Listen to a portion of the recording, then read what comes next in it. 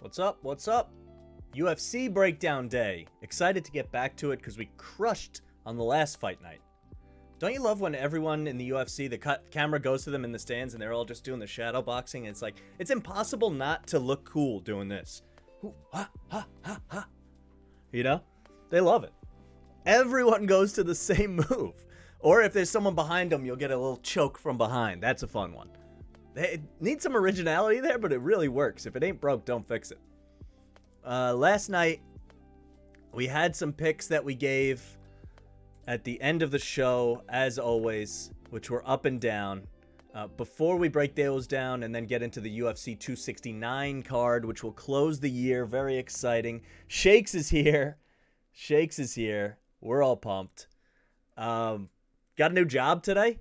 Super exciting. So this will continue this show, but the schedule might change a bit. So stay tuned for that. Follow at MikeTheMush Sports on Twitter and Instagram. And then I'll be letting you guys know what we're going to be doing. Maybe different days, different times. We'll still be doing something. In any case, we roll on for now. Bing Bong is right. Bing Bong is always right. Let's get back to last night's picks. We took West Virginia money line against UConn, which killed me, but UConn had their two best players out. And for years, we've been doing unranked teams that are favored at home against ranked teams, and they cash at a ridiculous rate. This was the second one this year, the first one to hit. I think Creighton was the first one, which missed. This game felt like an old Big East battle. It was an old Big East battle, but it felt like going back to those days. UConn is so deep. It's ridiculous. They're bringing freshmen in there who are playing really well. They're just finding ways to compete without their two best players. So I was excited to not only win this bet because West Virginia did win the game, but UConn raises their stock without their two best players. So I'm into that. They were down one with the ball in under a minute. And they got like 4 offensive rebounds and just kept jacking up threes and couldn't make them at all. If it's not RJ Cole creating, there isn't much ball handling or creativity available with Martin and Sonogo both out. It's not their strength to begin with.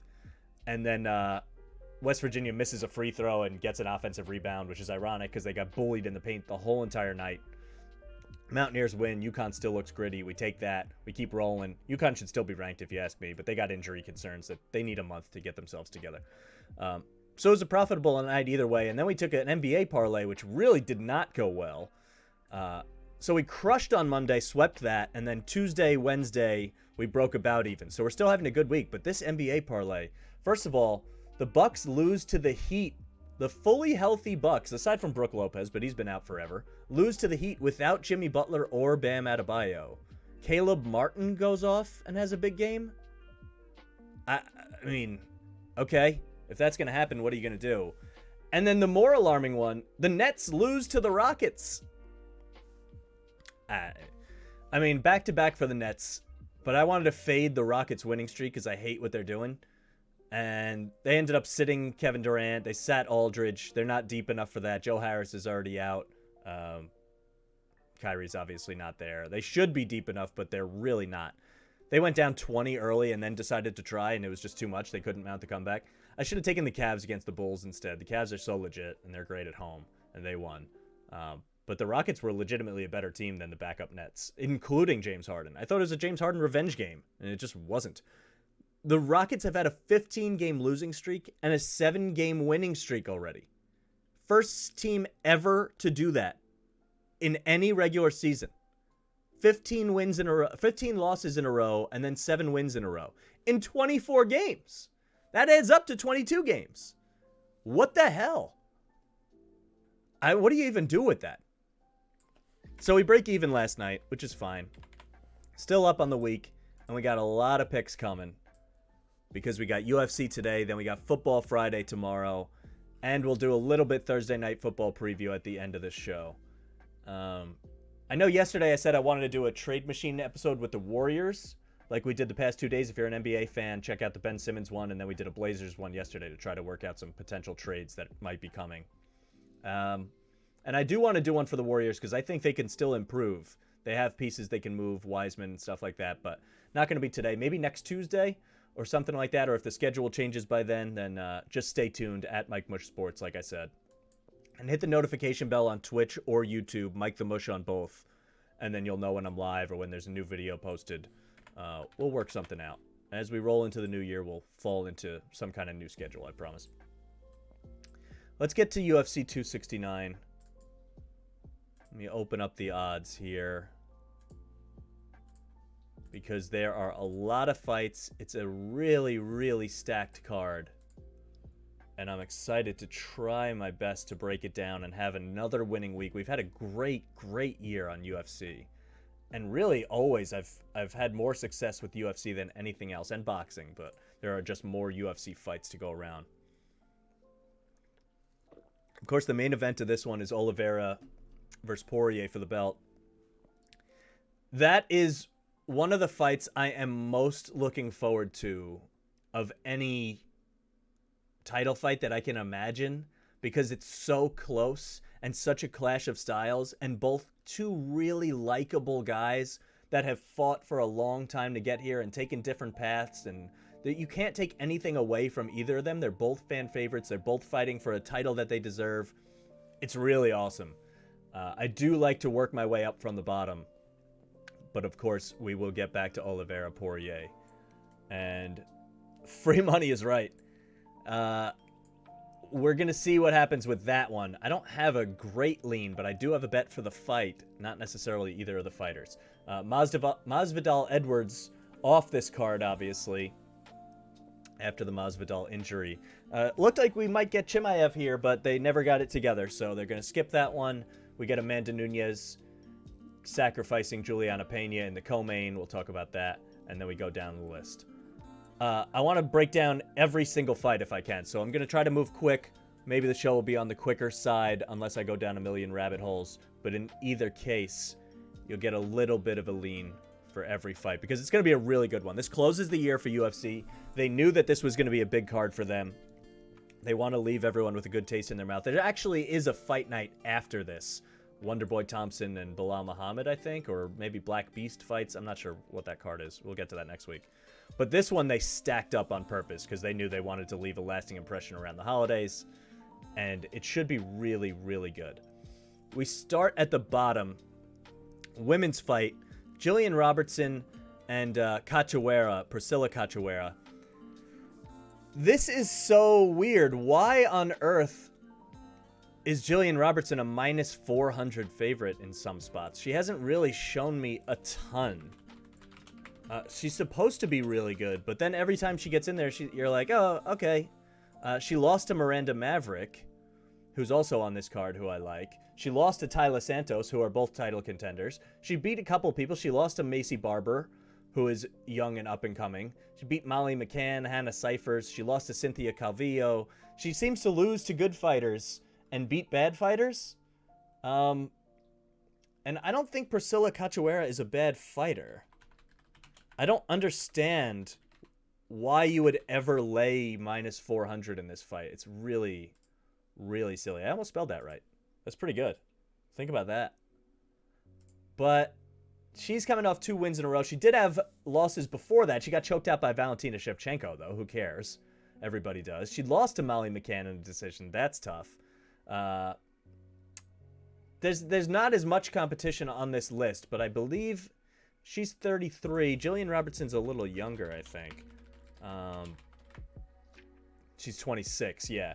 So they're expecting this to be like, okay, get back on track for Jillian Robertson. And she's skilled. I just am not at all ready to take a non-title contender in the women's division this low in the rankings at minus 400. I find that to be absolutely wild. I wouldn't bet this fight either, but I would definitely lean towards the massive plus odds in a fight that I think is like at least relatively close. So that's number one. Then we get Randy Costa and Tony Kelly. Randy Costa is a freak. He really has a lot of power. And he's young, from Massachusetts, just like Rob Font. Hasn't fought that many and hasn't had a ton of success. His fights all end in finishes, I'll tell you that. Hasn't had any huge wins, but this guy can really, really hit and strike. And as far as his Tony Kelly, his opponent, definitely older and has some tread on the tires. He doesn't even have a wiki? Get out of here. I mean, obviously... Oh, Anthony Kelly? Get out of here, really? I don't know. It's not the same guy? Wow, bizarre. It's rare that I come across this. In any case, he is not on a good streak. He has injuries coming into the fight. He's fought in a couple different places. He's trying to work his way in. Is this the same guy? No, it can't be. I don't know why I can't find him. Am I spelling his name wrong or something? E-Y. Huh. Well, there he is. I know he had a shoulder injury and got surgery for it, and who knows how he's going to come into this one. And I just worry that he's not going to be able to handle the power of Randy Costa, and Costa is up and coming. This just feels like if you lose this fight and you're Randy Costa, what happened? And it derails the train pretty much entirely when people are actually excited about him. So I don't think your chin lasts forever when you're older. I don't know how... He's 34, yeah, fighting a 27-year-old. I don't know how the injury comes out. I don't know how he can handle Costa's insane power. So I think these odds should be more towards where Jillian Robertson's odds are. And you can get it at like minus 180. So I kind of like that. And you'll see later that I have an early undercard parlay that I'm really into. So Costa will be a part of that. I think those odds aren't as wide as they probably should be. But this should be a stand and bang kind of fight. Like this should be first round. It might be over in either direction. So we'll see what happens. 92nd current best bantamweight fighter in the world. I mean, come on. You got to win this one. This is a guy struggling to stay in the UFC versus a guy that should be making his way up. Then you get Ryan Hall against Derrick Minner. Ryan Hall we know all about. He lost his last fight because he got beat up, but he was facing a striker in Ige and Porier, who's really young and undefeated and maybe a future title contender. So it was a terrible, terrible matchup. And Ryan Hall isn't young. He's not going to be able to fight people who can really, really just rush forward and hit him and can stop his takedowns. We know all this. He can submit anybody. And Derrick Minner is not much of a puncher, as far as I know. And he's lost a bunch of fights, stand-up fights. He's just a journeyman kind of fighter. He has good ground game himself, but that's not where you want to fight Ryan Hall. If you get on the ground, it's already over. And he's gotten choked out before. He got submitted by Herbert Burns. He got submitted by Grant Dawson. He got submitted by Jordan Griffin. He's been submitted a bunch of times. And he's had a lot of fights in his career. And so is Ryan Hall, not necessarily in MMA. But he's had struggles cutting weight. I just don't necessarily know what a grappler who doesn't strike very much can bring to the table against Ryan Hall, who's going to just roll to the ground, pull guard, heel hook you, and just get you tapping really fast.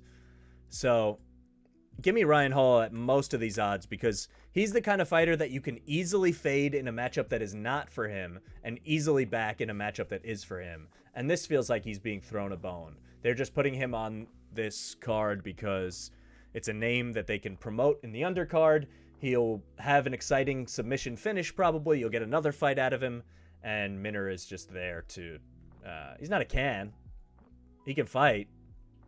But he doesn't attack the weaknesses of Ryan Hall, which I think is absolutely necessary. We move on to Alex Perez and Matt Schnell. See, this one is weird too. Like, this one is similar odds to the Jillian Robertson fight, but I actually do like Alex Perez. He only lost to Joe Benavidez and Deiveson Figueiredo recently, right? I think Alex Perez, wiki. Yeah. He gets choked out violently by Figueiredo. He lost on punches to Joe B, but that was years ago when Joe B was still kicking around. Before that, he hasn't lost since he came into the UFC, but well before that, 2016. And he's ripped off a lot of fights. Jussier Formiga, Espinoza, De La Rosa. So he can really fight. And the problem here is Matt Schnell, I think, came from the Contender Series. Let me see if I'm right about that. Record. Ultimate Fighter. In any case, Schnell is just like kill or be killed kind of thing, but has lost to worse fighters. He lost to Pantoja, lost to Rob Font. He does have some good losses, but this was a puzzling one. It felt like he could have gotten this one in the last fight in May. And his opponent missed weight, so that's a little ugly, but only by a pound. He lost to Louis Smolka. You know, I just don't see as much here. And more than that, I like when guys have a big drop in competition because they're clearly going to climb back up at some point. Schnell doesn't fit that, but Alex Perez really does. He should win because Perez has been in there with guys that are much more dangerous than Schnell. But the problem is Schnell is going to come forward and swing and try to bang. And he can wrestle a little too. And so minus 320 when it's going to be a firefight, I just don't necessarily feel comfortable with that. Perez has the better skills, no doubt about it. And if you want to throw him into a parlay, I get it. I'm a little nervous to do that. So I thought about it, but I don't think I'm going to put it on my official picks. I think he should win. I just think the odds are a little too long, and I'm going to stay away. I don't like to fight against wild card guys that when they get the highlight knockout, you're like, yeah, of course that could have happened. So, you know, you always prefer a sure thing if you can get one. Let's talk about Miranda Maverick for a second, because she is someone that I've really liked, but also has her own weaknesses. This fight is wild. She loses to Maycee Barber in a split decision, which she won. Ask me, she won. And this was supposed to be Blanchfield against Maycee Barber. Maycee Barber has to pull out. Miranda Maverick goes in. Those are three young, talented girls in the same division. And all of their fights with one another would be interesting. It's not short notice. They've known about this for a month or so. She has a camp. I think Miranda Maverick could be a future champion. I think Blanchfield could be a future champion. And I think Maycee Barber could be a future champion. But I like Maverick's aggression inside the cage, almost like a Michael Chandler. When she wants to, she turns it up and she feels physically imposing. She radiates energy. When she doesn't do that and she's put on the back foot and is able to be put on to the ground, it gets a little more dicey. So I want to see her come out firing in this one. But the person across from her is no slouch, even though you might not know her very well. She's only had one UFC fight, won a decision, but has looked really good. Only lost one split decision, and apparently I didn't watch that fight. From what I hear, it was not exactly an obvious decision there. Could have gone either way. And she's a whiz on the ground also, Blanchfield. 22 years old. Maverick is 24. This feels like a fight that should be a title fight in 2028. I don't know how we're getting here so early. Usually the UFC doesn't opt to do this. They generally would rather build and build and build like you're seeing with Sean O'Malley. You would want to get there so that when you have the big fight, it feels bigger. This one, they're just throwing them into each other because they want an interesting fight on a big card with young talent. So either way, this doesn't derail any careers. It's funny that Miranda Maverick is the older and more experienced fighter in this one. That hasn't happened to her yet. It doesn't happen to many 24-year-olds, and probably won't. She is a favorite probably for that reason. Her striking is definitely better than Blanchfield. If it goes to the ground and Maverick's on her back, it won't look very good for her. But I think she's got more pure strength. I hope I'm not wrong about that. It seems that way to me. And Blanchfield has real grappling skills, but so does Maverick. I just think in the stand-up, there's a decisive advantage to Maverick. And if she can keep it there, she should cruise to a decision at least. But both of them are more than willing to fight and turn this uglier. So it's not the safest bet, but I'll take Maverick when I don't have to give big odds because I think she will be the future champ. I really like what I've seen from her. I'm just concerned about her being put onto her back and not knowing what to do from there. Hopefully, she's improved in that facet. She can fight off her back, fight to get up. It'll be on my picks somewhere. I don't know if it's going to be my biggest pick. It won't be. But I like it in a parlay where you're taking a little bit of risk. But I have an advantage at short odds. So give me Maverick. Bruno Silva, Jordan Wright is a weird one. A lot of these fights on here are like, this is just a good fight. I'm going to watch it and enjoy it and not actually place any shekels on it, you know? And this does qualify, but for a different reason. Some of these odds are so close on this card that it's hard to pinpoint one or the other. This one, the odds are super wide. It's really interesting. I'm thinking maybe under 1.5 in this one. I don't think I'm going to pull the trigger on that, but this is major power from Bruno Silva against a guy in Jordan Wright who everyone just hates. He looks like kind of goofy, but he actually is pretty skilled, I think. He hasn't had many losses. And so to be a huge underdog like he is pretty wild. He lost that crazy KO to Joaquin Buckley. Not the craziest one that Buckley had, but still. And then he's won every other fight. And he's pretty well-rounded. Bruno Silva, on the other hand, is a killer. But to be this big a favorite, almost minus 400, sitting between 350 and... I just don't know. I'm not totally convinced. This can't be right. Is it? This has to be a different fighter. Let's try to find his fights. There he is. He's on a 6-fight win streak. Sanchez, Turman, Frolov, Shlemenko, Kovalev. He's only had a couple fights in the UFC. Was supposed to fight Duran Win. It got canceled. He's very credentialed outside of the UFC.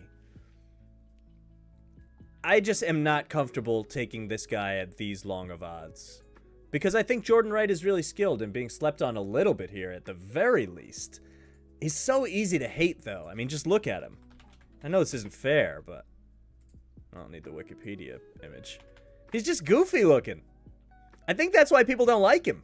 I really don't think there's any other reason for that. And I kind of think that it's built into the price, which is pretty bizarre when you think about it. Because it's like, if they get through the first and start the second a little slower as they try to adjust, then the under 1.5 goes away so fast. But these two are going to go forward constantly, right? It should definitely end in a finish. I just don't like the wide odds when Silva can't really wrestle and Jordan Wright can. I almost want to take the underdog here, but Jordan Wright probably just charges forward, gets in a firefight with Silva, and gets his lights completely shut out. But there's a world where his camp realizes they can actually win by wrestling. So I'm going to stay away from this one. A huge dog. I'd back it if I didn't think he would wind up on the wrong side of a really, truly ugly highlight finish. But I'm knowing enough here to just stay away from it. So I'm considering that a win before we even start. And if Jordan Wright wins, then we missed out on some pretty big odds. But whatever. What are you going to do? If you like the under 1.5 there, I totally get it. I could see him getting his lights put out, and I could see him putting Silva on his back and actually showing something new there, maybe. Depends on his coaching team, who I don't know enough about. I think I skipped one here. Nunez and Anders. This one is another total clash of styles that I just can't really hang my hat on. Nunez fought someone recently. Jacare. And he out-grappled Jacare, which is insane. which nobody does. Right? So you look at this and you're like, this guy can sub anybody. Whereas Anders is going to strike with you and is hyper athletic, former football player. He played at Alabama, college football at Alabama. He played linebacker. This guy, he's like Greg Hardy without hating him, which is great. Beat Darren Stewart. Beat Gerald Mearshart. This is the kind of guy that can win or lose any fight. I feel that way about Greg Hardy too, except I hate him, so I fade him all the time and I make money on it, which is great. Especially against Tai Tuivasa. That was a fun one. We'll get to Tai in a minute. Shoeys if we win. But it's just so hard to bet on these fights with these just super athletes who have power but aren't nearly as skilled as their opponents. Because if this goes to the ground, it's going to be over pretty fast, right? This guy subbed Jacare Souza. But there's a big advantage on the feet for Anders. If he can stuff 2 takedowns or something and stay in the middle of the octagon, not get pushed up against the cage, maybe he has a shot to just land big strikes and turn it around. I don't think he should be a favorite necessarily, but I don't want to fade it either. And the odds here are not that wide in either direction. It's just too much of a clash of styles for 2 guys that are, I don't want to call them unproven, that's disrespectful, but that I don't feel confidently enough in either of their weaknesses being addressed. Because if Anders goes to the ground, it's over, and if Nunez stays on the feet, it's probably over. I wonder what their coaches are going to do. It's going to be a chess match. Should be a fun one to watch for me. I will be watching it closely, and I will probably use this fight as a measuring stick for each of their next fights. So this is just an info fight for me. I'm not comfortable putting it on either of my cards. But we do get to talk about Tai Tuivasa now, which is the best. There is no one more likable than this guy. That fight against Greg Hardy, that comeback knockout, he's got 3 knockouts in a row, but he did lose 3 before that to good competition. I mean, he get knocked out by JDS, it happens. You lose a decision to Blagoy Ivanov, okay, and then you get choked out by Sergey Spivak. We know that if Tai Tuivasa goes to the ground, the fight is definitely over, right? That's for sure. But in what world is Augusto Sakai going to take it to the ground? And I thought that Augusto Sakai was going to go on a really solid run. And then it kind of just stopped because he beat Blagoy Ivanov. He beat Tyburo, which was a big one. He beats Arlovsky. He was on a streak. And then he runs into Overeem, gets absolutely destroyed, can't stop a takedown from happening, can't stop the elbows from raining down on his head, and he gets beaten badly and takes a lot of damage, right? Jairzinho Rozenstruik runs forward and mauls him, and he takes a lot of damage. I'm concerned with the chin of Sakai, which I wasn't before, but maybe I just didn't know enough. If he gets hit by Tai Tuivasa, is he going to be able to survive? And is he going to bring anything to the table that actually plays to the weaknesses of Tuivasa? I don't really think so. I'll be shocked if Sakai shoots a takedown in this one. These guys are at the bottom of the rankings, but they're still ranked. I don't know if Tai is ranked. I don't think he is, actually. But Sakai is 11th, I believe. And he's faced stiffer competition, which I usually like. But Tai can hit with bombs. And if I'm even the slightest bit concerned about Sakai's chin, which I think I am after all the damage he's taken, at these odds, which are about dead even, I'm searching desperately for an edge for guys that won't wrestle each other and won't go in the clinch, and this should just be a stand-up fight. Now, if you want to say Sakai has a kicking advantage, that makes sense. But I just think the chin of Tai, he took that shot from Greg Hardy, and he was wobbled and hurt, but still fought back enough to get the knockout. I haven't seen that from Sakai. I haven't seen him be hurt and fight back to a win.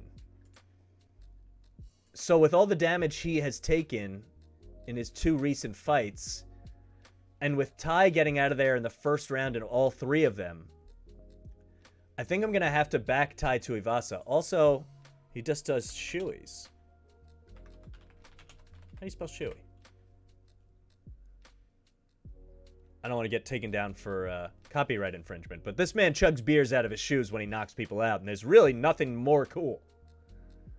I mean, he's just really, really fun to root for. He's an Aussie. He gets the crowd going. I imagine the crowd will be behind him. And if he gets a flash knockout, that would be really cool. And Sakai works in an aquarium store between fights, apparently. So, you know, that's a thing. So yeah, I'm going to back Tai. I'm going to throw him on one of the longer parlays. The odds seem pretty proper here, if I'm being honest. But if I have questions about Sakai's chin, then I'm going to put my money where my mouth is, as they say. And we'll see what happens in that one. We'll get to the football game later. Okay, next is... Now we're getting to some real... Not that the other fights aren't real, but we're getting to some interesting clashes here. Pedro Munoz and Dominic Cruz. I don't have a super good feel for this fight, if I'm being totally honest. Because this is... I mean, somehow Pedro Munoz is still named the Young Punisher, even though he's 35 years old. And it feels like he's a lot younger than Dominic Cruz for all the stuff Cruz has been in. But it's only a 1-year difference. Cruz is 36. Both guys have fought really hard competition. Munoz has a lot more power. Cruz has a lot more speed and movement. Generally, I'll probably take the speed, accuracy, movement guy in Cruz. But if he shows any signs of aging and his movement goes away, even in the third round, I think Munoz can end up landing the shot that puts Cruz down. Even though Cruz has been notoriously hard to put away in his career. So generally, in the stylistic clash, I would take Cruz here. But it's really hard. He hasn't lost to anyone but Uriah Faber, Cody Garbrandt, which was a weird decision in a fight that Garbrandt was just built to fight, right? And then takes 4 years off, loses to Cejudo, really 3.5 years, loses to Cejudo for the belt, and then beats Casey Kenny in a split decision. I just don't know how all the way back he is. And so that's a concern with the movement that he relies upon, and he's getting older, and it's not going to get any easier for him. If he looks spry and can continue that evasive stick and move style through 3 rounds, then he can definitely get a decision win. I can't see him getting a finish. I can see Munoz getting a finish, but I can see it being a really dominant first round for Cruz, and then we'll see how much he tires out and if Munoz can put a power shot on him in the second and kind of break his will a little bit going into the third. So I'm staying completely away from that, but I'm really intrigued. A lot of chess matches on this card. The next one, Ige and Josh Emmett, not a chess match. Not a chess match at all. Josh Emmett is weird because he's got more power than like everyone, period. Except for Ngannou, you know? I know that's ridiculous. He's a smaller guy relative to his weight, I mean. Emmett can throw bombs. And he knocks people out. It's the way he wins. He's a knockout artist. But he has been... It's deceiving how much he's fought. Because he hasn't fought since June 2020. We're at the end of 2021. But the injuries he's sustained have gone way back further than that. This Jeremy Stevens fight, he breaks his face. Let's see. Breaks his orbital bone, I think. Stevens put a beating on him. I'm trying to find the damage from it. It's kind of hard to see. Maybe this is the punch where it actually happened. But he ate some shots in this one and looked pretty rough. You could see the eye is all messed up there. And he had some complications with that. It took him a little while to get back. He didn't fight for a year. Came back in 2019. Knocks out Michael Johnson. Knocks out Bektic later that year. Then comes back in 2020. You think he's finally revving up. He beats Shane Burgos, but in the first round of that Shane Burgos fight, he tears his knee. Not only does he tear his knee, tears the ACL and MCL. I'm pretty sure he fractured the leg as well. That was like That was as bad as a leg injury can look. And he finishes 2 more rounds after that and beats a really good aggressive boxer in Shane Burgos. But hasn't fought since then because he's been rehabbing the knee, which was really exploded and messed up. So what do you make of this? Is Josh Emmett healthy? I don't know. He's had concussions, the lower injury, the head injury. Ige, on the other hand, is well-rounded, right? Doesn't have any flaws. I'm not going to say he doesn't have any strengths, but he's more of a well-rounded fighter than he is something that you're just going to look to one thing to shut down. He lost to Calvin Kattar. Calvin Kattar was peak of his powers at that point before he lost. Beats up on Gavin Tucker coming back. Loses to Chan Sung-jang. Korean Zombie beats a lot of people, right? But Ige has been fighting main events for fight nights. It feels like this whole card is full of people that could be a main event on a fight night. There's like 10 of them. But this guy beat Edson Barbosa. He beat Bektic also. The Bektic Bowl, this is apparently. And I don't blame you for losing a decision to the Korean Zombie. And I don't think Ige looked terrible in that fight or anything. He's never really looked terrible. It's just not a fight I can reasonably predict because who knows what version of Josh Emmett we're getting. If he can land a huge bomb, he can probably put Dan Ige out. He can put anybody out. He can literally put anybody out. If you're standing in front of him and you let him hit a big bomb on you, you're going to sleep. So I'm just going to stay away from this one because if Emmett isn't healthy, I think Ige can piece him up and wear him down. And as the fight goes on, it's just going to look like a beating that they're not going to stop. But you're like, oh my God, okay, Josh Emmett doesn't have it anymore. Because he is a little bit older. And the injuries generally don't go your way as you get older. He's 36. And I like Emmett. I just don't see him rising to the ranks now to get to the title fight. Maybe. I mean, if you put a knockout on Dan Ige, the next one you're going to get a high-ranked fighter, and maybe you're only 1 or 2 away. But he's going to be 40 by the time he fights for a title. With all these injuries, I just worry how he comes back from it. But I'm not going to bet against him because even if Ige is piecing him up through 2.5 rounds, it just takes one big fight, and we know how hard it is to put Emmett out because he couldn't do it on an exploded knee against a good boxer in Burgos. So I'm throwing the odds out the window here because I don't even know what to do with them, and I'm not picking this fight in any direction because it's just too hard to know what the health concerns are. And I'll be looking forward to it, though. The energy when these two step in the cage is going to be palpable.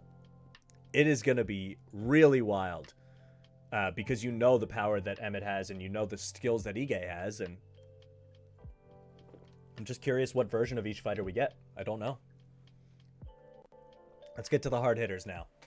Ironic, coming off of a Josh Emmett rant. Sugar Sean O'Malley is on this card. His hair looks ridiculous. You gotta stop with the hair, man. I mean, this is just... Alright, whatever makes you happy, honestly. But this is... It's silly string hair. So, neither here nor there. But the guy's got insane skills. He beat up on Chris Moutinho so bad.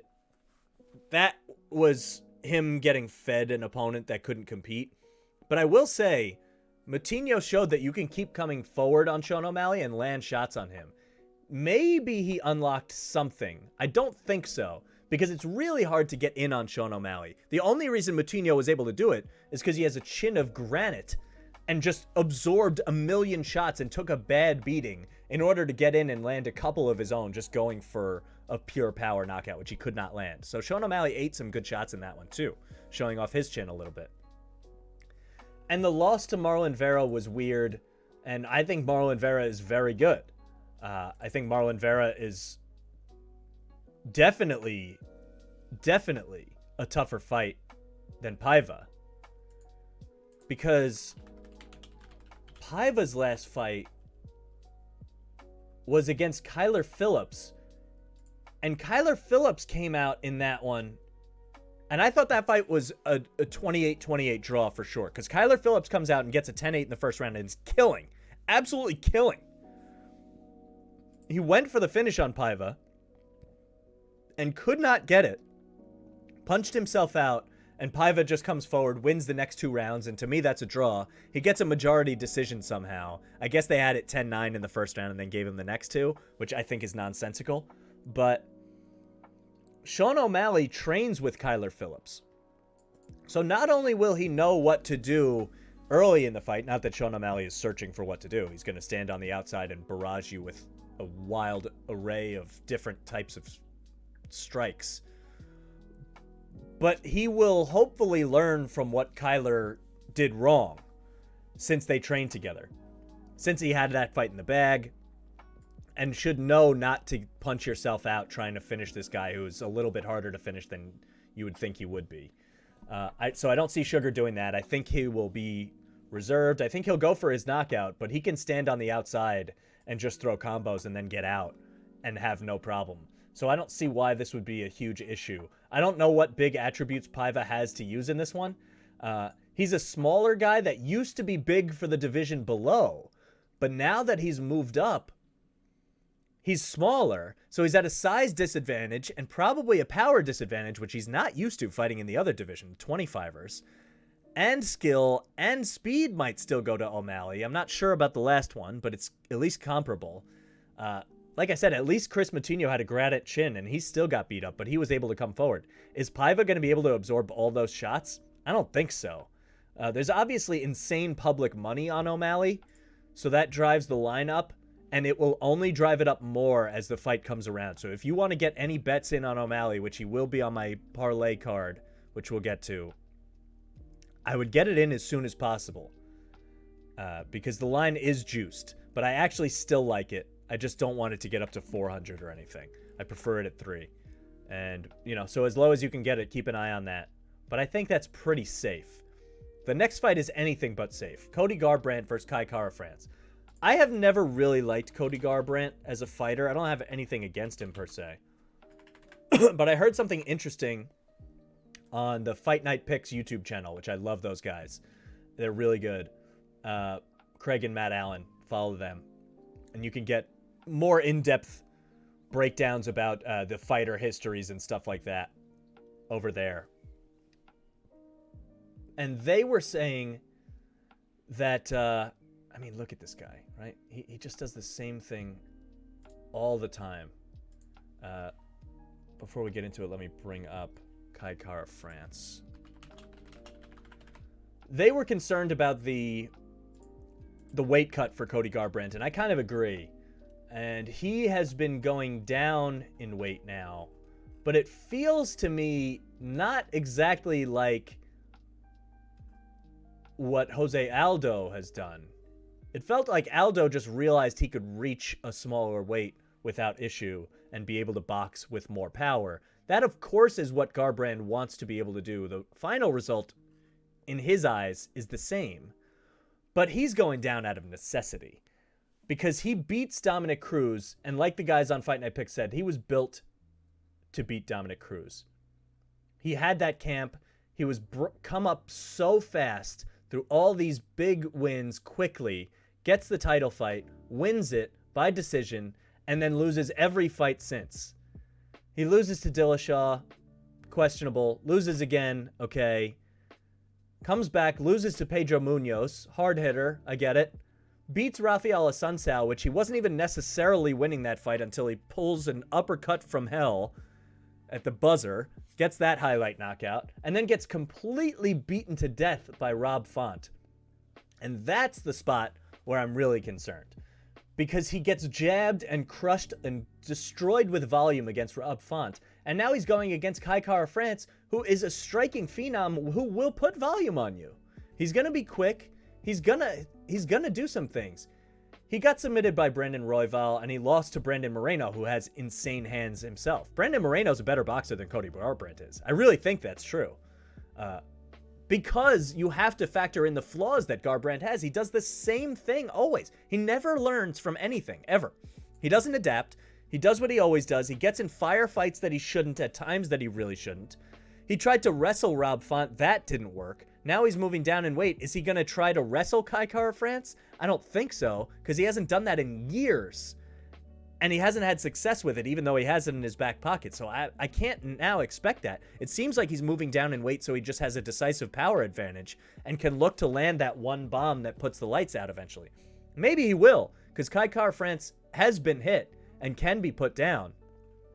But I just think this is the same thing I was arguing with Dominic Cruz, ironically, is that generally I'll take the speed and accuracy over the one big power puncher. And that's never what Garbrandt used to be necessarily. But moving down into this division, it feels like that's the kind of niche he's trying to carve out. And I'm just concerned about the weight cut. I think there's a world that Garbrandt just, his chin goes away with this weight cut and his body breaks down a little bit. He's going to look like the bigger fighter, no doubt about it. But Khara France can rock people. He really can. And obviously Cody has the power to also, but I think you're getting the better striker without as many mistakes at plus odds. So vive la France. And I know for a fact that at some point Khara France is going to land a shot on Garbrandt that does get his attention at the very least, which will make Cody see red, as he always does, swing for the fences, and open himself up to a lot more speed and accuracy shots from France. So I think this is a snowball. And it's a weird one size-wise because Khara France is 4 inches shorter, but has a 4-inch reach advantage. Very weird. I just think Cody is better to take as a dog going for a miracle knockout, and I'm not interested in him as a favorite. So I'm getting the guy I like at plus odds, and I'm going to take that. I think Khara France is due for a little run here. If he doesn't get guillotined by Brandon Royval, he's probably on a 3-fight winning streak with the only fight that he lost before that to Moreno. And then 1 million wins before that. So I think he's moving forward. And I think Garbrandt has been moving backwards for a while. And we haven't really... I mean, you see a lot of red in the ledger. Not as much as Black Widow, but you know. And I just think we've already been watching the come down. We just haven't totally noticed it yet. And I'd rather jump off the train too early than too late. So I'm going to go with the underdog here. And I think Khara France baits him into a firefight that Garbrandt probably doesn't want. I mean, maybe he ends up on the right side of a highlight knockout again, like the Asun South fight. But I'll take my odds at plus money. So stay tuned for what we pick for that. What's next? Jeff Neal? Yeah. Jeff Neal, Santiago Ponzinibio is a really weird fight that I'm keeping completely off of my card for a couple reasons. One, Jeff Neal might also be in this camp where he is on the downturn. He has a really good run here. He lost to Kevin Holland a long time ago before the UFC, but who doesn't? Gets a bunch of wins in a row, 7, including Bilal Muhammad, Nico Price, and Mike Perry. I'm not the biggest Mike Perry fan, but he can at least swing and hit. Then he loses to Wonderboy Thompson, who doesn't, but he loses to Neil Magny in a fight where he should have just come forward. Neil Magny should have, if you just look at it in a vacuum, you figure that Jeff Neal's going to move forward constantly and Neil Magny's going to try to run away, stay at length, and pop that jab and hurt him from range. And Jeff Neal couldn't ever really get in, and Magny just cruised to his decision. So I don't know what to make of Jeff Neal coming off of just the fight thing. Is he moving backwards? Will he crash forward? I don't know. And even if he does crash forward, Santiago Ponzinibio is older and may have missed his window. He's more like Josh Emmett that we just kind of discussed. He's already 35, but it felt like, oh, wasn't this guy supposed to be a title contender? And then injuries happened. He misses 2 years. He comes back, loses to Li Jiangliang, and beats Miguel Baeza. And you just don't know where he stands. But he beat Neil Magny with a knockout. He beat Mike Perry with a knockout. Jeff Neal lost to Neil Magny. So the math works. Ponzinibio has been through more. He has a more well-rounded skill set. He has power of his own for sure. I think this is a relatively equal fight. The odds bear that out. But the bigger reason, not only not knowing what I'm going to get from Jeff Neal, and really not knowing what I'm going to get for Ponzinibio, because this older version of him, who knows what it is. It's like Thiago Santos. I root for these guys, but I don't necessarily know what I'm going to get from him on a fight-by-fight basis. Is he healthy? Is he strong? I don't know. When do the wheels fall off? Is the chin going? And if the chin goes against Jeff Neal, you're going to be put your lights out. But the biggest problem is he was arrested very recently, November 25th, like 2 weeks ago. DUI, unlawful possession of a firearm. I don't know. I mean, that's during the camp. So what is this guy doing during camp? And how much of an impact does this have on him? It sounds like the fight's going to go on. They haven't said anything about it not going on. I just want to stay away from this because it's an obvious spot where if Jeff Neal isn't focused, he had a tough camp, he's drinking and doing whatever. I'm not projecting because I have no idea about him. But he did get arrested with a gun in the car and drunk driving. Maybe that wears on him and he's weak against Ponzinibio, which you can't possibly be. Maybe it doesn't. And maybe Ponzinibio's chin is suspect and Jeff Neal comes forward and hands of steel, he knocks him out. He can definitely finish a 35-year-old. He could also definitely get jabbed to death from the outside just like Neil Magny did to him. It should be two powerful strikers moving forward, and who knows what you're going to get in that kind of fight. So I'm just going to enjoy this one, pour a drink, and watch the fireworks happen. It's just too much unknown in a wild firefight with one guy that's maybe waning in concentration and whose camp might have been thrown off a little bit. So I'm just going to try to watch that one. The last two fights on the card, the co-main is Amanda Nunez. Now, there's not much reason to break down an Amanda Nunez fight at this point. This isn't an interesting one because she's moving down back to her lower weight where she owns both belts, I understand, but she hasn't been fighting there. So it's a weight cut that she hasn't done in a little while. Who knows how that goes? She hasn't done the weight cut since she's been a mom. She didn't physically have the child, but it does have an impact on your life. The fact is she's minus 1,000, and Juliana Pena doesn't deserve a title fight. I'm sorry. I mean, no disrespect, but they're just trying to find new blood to throw at Nunez because there's no one there, and they haven't been able to get the Shevchenko trilogy together, which has to happen at some point. But there's nobody here. Like, Juliana Pena was like, okay, if we win 2 more fights, maybe we'll get a title fight. And they were like, you want the title fight now? Because who else is there to throw at Nunez? She's just mauled everybody. Minus 1,000. She'll win, but there's never a reason to throw in a minus 1,000 bet in a combat sport. In really most sports, but especially in this kind of thing. This sport is so up in the air by nature. You never know what's going to happen. If she has a bad weight cut and catches an ugly one behind the ear or something, I don't know. I can't imagine she loses. I'm going to enjoy her dominance, and I don't want to put $100 to win $10 and then feel bad when it's Mike Tyson, Buster Douglas. You don't want to be in that. And cutting weight for the first time in a little while, getting back to 135, maybe that goes poorly. It won't. She'll be fine. This will be a beatdown, and it'll probably end quickly. It's just there's never any value in a line this big. So I'm just going to ignore it. And then we get to the main event.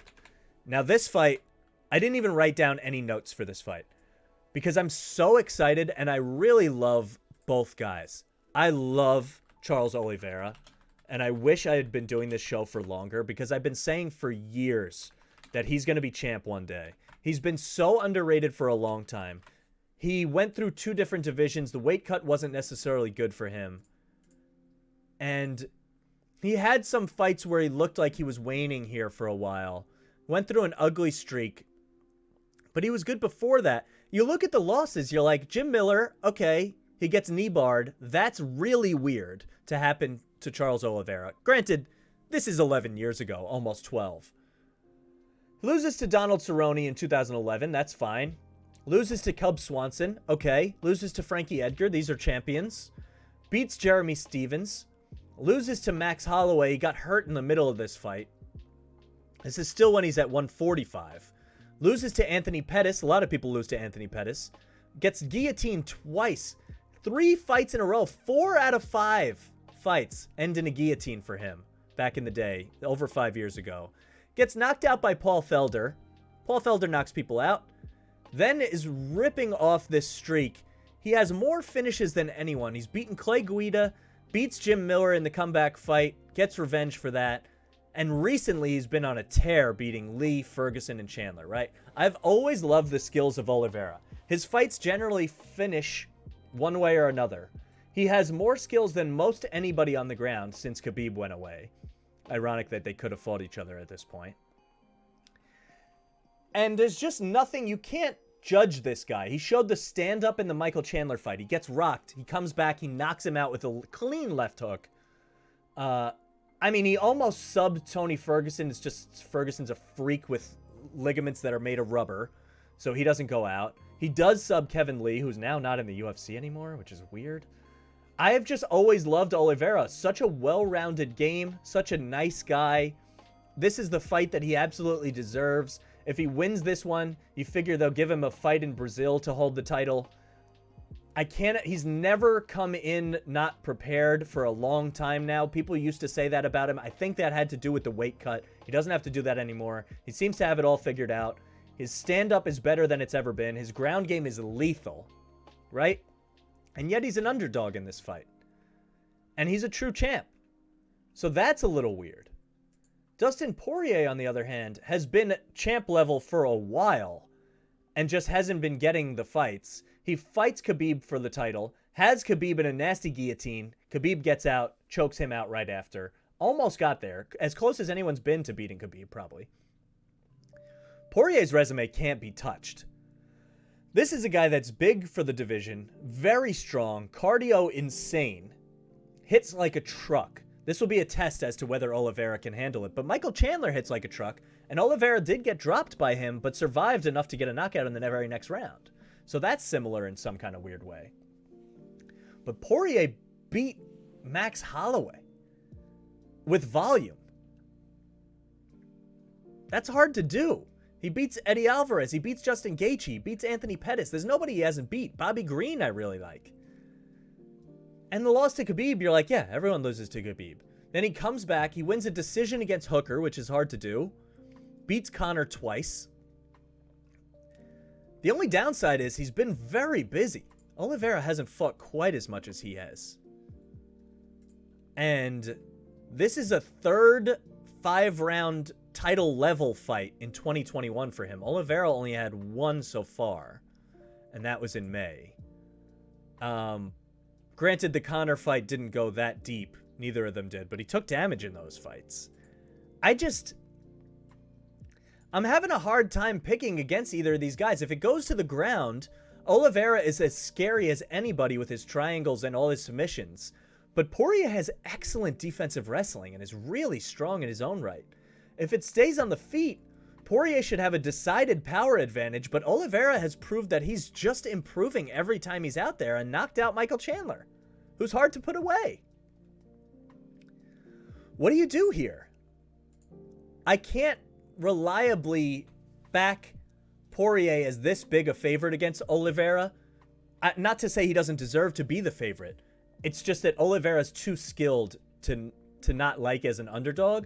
But also, I'm not in the business of fading Dustin Poirier.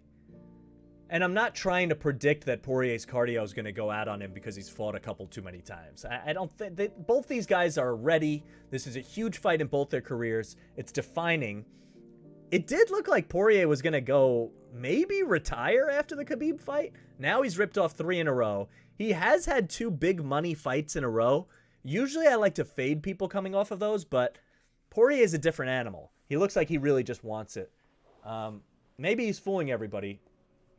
And maybe he's known that he hasn't been absolutely at his peak in a little while, but it hasn't shown that at all. Then again, I don't think Conor has been at his peak in a long time. And Dan Hooker's taken some beatings, even though I really like him. I think this fight, these 4, the Pettis, Gaethje, Alvarez, Holloway fight were prime Diamond Dustin Poirier. But that's not to say that he isn't still in the prime. And he's capable of anything. He's going to put power on Oliveira, and he's not going to go away easily. That's a fact. Can Oliveira either A, get this fight to the ground and have his way and get around Poirier's defensive wrestling, or can he survive and actually fight on the feet? I just don't know. I assume Poirier is going to try to drag Oliveira into deep water. He's going to try to elongate this fight. He's going to try to be defensive, especially if he gets taken down. He's going to try to stuff takedowns. He's going to try to land power shots, but be conservative early in the fight, I think. And that's why I really, really like over 1.5 rounds in this fight. I can't pick the fighter. So I'm going to go over 1.5 rounds. Usually in a 5-round fight, they'll bump that up to 2.5. I guess they're worried about not only the power of Poirier and the fact that Oliveira was put on his back by Chandler in the last fight, but the fact that Oliveira has gotten as many finishes as anybody ever and is like a snake down there. If he gets a hold of you and gets a body lock, good luck getting out of it. But I think Poirier is going to try on purpose to drag him into deep water, and he might succeed. And for that reason, I'm willing to take the over 1.5 in that fight. Which brings us to our official picks for this card. We're going to take 3 different picks on this one. We're going to take a super early card parlay with Randy Costa and Ryan Hall. We talked about those 2 fights. That gives you plus 130, just those 2. Costa, I think, has a decided power advantage, should get a knockout win, and Hall should get a sub win. If you want to parlay those more specifically, God bless you. Because that's probably how both these fights go. I just think Costa could win the decision, so who knows. But yeah, Costa plus Hall at plus 130, right? Then we're going to do a long odds parlay because we have fun with these. Smaller but bigger payout. I'm going to take Miranda Maverick, Tai Tuivasa, Sean O'Malley, and Khara France. You're getting Khara France in there as an underdog, which really boosts the odds. Those 4 at plus 765. Big payout. I wouldn't put the whole bank on it. Some of those fights can go either way. The Maverick fight, the Tai Tuivasa fight, and the Khara France fight, I think I have good leans on them. Who knows? It's hard to win them all. You want to put that into a round robin? I understand that too. But I like the 4-fight parlay at plus 765. Maybe we hit big. The big one, though, that I really like, I'm going to double dip on Sean O'Malley because I feel like he's still getting fed people that are not as skilled as he is. And eventually that'll catch up, but not here. And then I'll take the over 1.5 in the Oliveira Poirier fight. You get both of those, you parlay them together, and you get plus 105 odds. I like the positivity there. I like only having to root for 7.5 minutes of Oliveira Poirier, and then I can enjoy the rest of the fight. I just need them both to survive. I just need Sean O'Malley to take care of business in a fight where he's a massive favorite and has all the skills advantage. So that's the big one. I like the early card parlay, but never as confident in those. So if you're looking for unit count, the big parlay is Sean O'Malley and over 1.5 in Oliveira Poirier. Then you have the Maverick, Tuivasa, O'Malley, France at plus 765 parlay, and then Costa and Hall parlay at plus 130. And that's what we're going with. We move on to football. Thursday night, we do have picks for tonight as well. As always, tomorrow will be Football Friday, so come back for that. Make sure you're following on Twitch and YouTube. Hit the notification bell so you know when I go live and you can join. This game I hate. I said it on Monday. Don't let me bet this game or don't let me tease this game. There was a moment where I wanted to tease the Steelers up. I'm not going to do that. I'm going to take the Vikings. And I'll tell you why. Rumors that Cook might be back for this game. That would be really crazy. He said he was going to try to suit up. It's going to be a game time decision, I'm sure. Trending towards playing. That's huge. So if you can get this bet in as fast as possible, I would probably do that. I know Thielen is out, but Jefferson is in. And they're actually getting Anthony Barr and Eric Kendricks back on the defensive side. So their defense should be really good. And the fact of the matter is this. I absolutely refuse to take Ben Roethlisberger in 2021 as a road favorite against a pretty good defense on a short week. You cannot do it. You can't do it. You can't do it. You can't do it. Lay the 3 if you have to, if you're in a pool or something. I'm more comfortable with the money line because the Vikings try to blow games all the livelong day. But I think the Vikings' health is actually better than people are making it seem. Just because Thielen is out doesn't mean... he's good, but it doesn't mean that much to me. You still have Jefferson, and if you get Cook back and you have Madison, you're looking good. Your defense is better. Steelers' defense is good too, but like I said, it's as simple as that. I just refuse to take Big Ben. I know Big Ben is going to screw it up. He just hasn't looked good on the road. There's no way he looks good on a short week. I just refuse to take him. I can't do it. And I hate Kirk Cousins too. He lined up under the guard. And the Vikings are so scary to bet on. But I'm going to do it. I'm going to take the Vikings, and I'm going to parlay it with the Lakers money line, another team that's terrifying to bet on. We're going to be at the edge of our seats tonight. That's a fact. But if you take Vikings plus Lakers and parlay the money lines, you get it at plus 150. Okay? So that's what we're going to go with. As always, follow me at MikeTheMush Sports. You'll get, on Twitter, you definitely get a breakdown as the games are going on, when I'm panicking and or gloating and or wondering what the hell refs are doing. So follow me on there. It should be fun. I'm taking the Vikings, parlayed with the Lakers. The Lakers play the Grizzlies, who don't have Ja Morant, and they've been playing really well without Ja. There's some Ewing theory stuff going on there, but I think they're due for a crash back down to earth. The Lakers are healthy. I think the Lakers are going to go on a roll at some point, and people will still detract from them. And I know they have their issues. But I think Anthony Davis is just way better than Jaren Jackson, even if Davis has been struggling in some ways. And without Ja, I just think there's too much here for the Lakers. Just take care of business against a team without their best player. It's a little scary to take them on the road, but it's a little scary to take the Vikings in any spot. You have to have confidence. So we're going with Vikings plus Lakers plus 150 on the parlay. You heard the UFC picks. They're all going to hit. I hope. Maybe we'll pull the broom out. We'll see what happens. If you're interested in non-sports stuff, I have a podcast called The Link Podcast, at The Link _podcast. You can find that on Spotify, Apple, everywhere you get your podcasts. You can follow this one on Twitch and YouTube, MikeTheMush on both. Like I said, at MikeTheMush Sports for the socials.